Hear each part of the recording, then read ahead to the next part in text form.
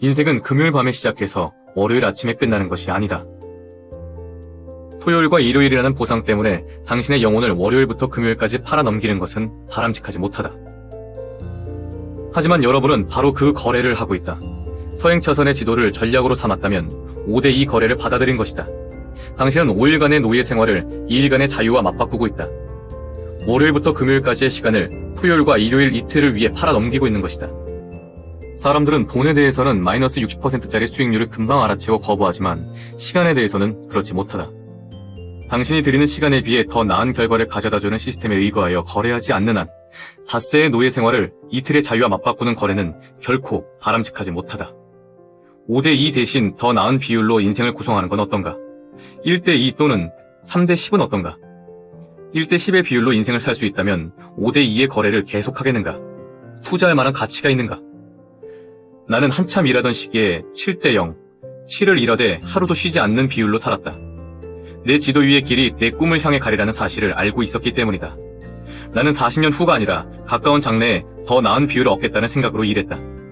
나는 내 운명을 통제했고 결국 시간을 투자한 결과로 40년에 해당하는 시간을 벌었다. 이제 나는 0대7의 비율로 산다. 나는 하루도 일하지 않고 7일의 자유를 누린다. 당신이 서행차선의 삶에서 빠져나오지 못하는 한 당신이 투자한 자유는 마이너스 60% 수익률의 벽을 깨지 못할 것이다.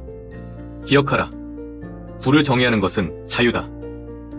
당신은 자유를 사기 위해 자유를 팔고 있다. 하루에 8시간씩 열심히 일하다 보면 결국엔 사장이 되어 하루 12시간씩 일하게 될 것이다. 회사에서 제공하는 짭짤한 기본급과 퇴직연금, 그리고 훌륭한 건강보험 제도에 침을 흘리고 있었다. 직업은 제한적인 영향력과 제한적인 통제력만을 허락한다는 점에서 한심하다. 물론 멋진, 게다가 재밌기까지 한 직업도 있다. 하지만 부의 관점에서 볼 때 직업을 갖는다는 것은 부를 얻기 위해 절대적으로 필요한 두 가지, 즉 영향력과 통제력이 제한된다는 것을 의미할 수밖에 없다. 그럼 이제 서행차선 계획의 핵심인 직업을 중심으로 당신이 재무계획을 세워서는 안 되는 이유를 알아보자. 당신은 자유를 사기 위해 자유를 팔고 있다. 직장에서 돈을 벌려면 반드시 시간을 내줘야 하며 5대2 거래라는 끔찍한 굴레를 벗어나지 못한다. 여기서 시간이라는 단어를 인생으로 바꿔보자. 직장에서는 돈을 벌기 위해 인생을 판다. 일을 하면 돈을 벌지만 일하지 않으면 돈을 못 번다. 누가 이런 거머리 같은 공식을 만든 것일까? 당신이 무슨 일을 하든지 상관없이 계속해서 돈을 버는 일은 불가능할까? 잠을 잘 때도, 놀 때도, 큰 일을 볼 때도, 해변에 앉아있을 때도 계속해서 돈을 벌 수 없을까? 시간이 당신을 위해 돈을 벌어다주게 만들 수는 없을까? 그런 방법이 존재하기는 할까? 전문 기술로만 먹고 사는 사람에게는 그 사람이 지닌 기술을 필요로 하는 자리가 제한적이라는 문제가 있다.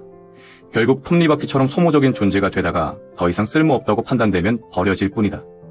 그런데 경험이란 당신의 직업이 아니라 인생에서 하는 일로부터 오는 것이다. 경험을 얻는데 직업은 필요 없다. 스스로에게 이렇게 물어보라. 어떤 경험이 더 소중한가? 다달이 공과금을 내기 위해서 하는 하찮은 업무 경력인가? 아니면 평생 직업을 가지지 않아도 재정적 자유를 선사할 만한 경험인가? 직업이란 트럭에 실린 침대 위에 앉아있는 것과 같다.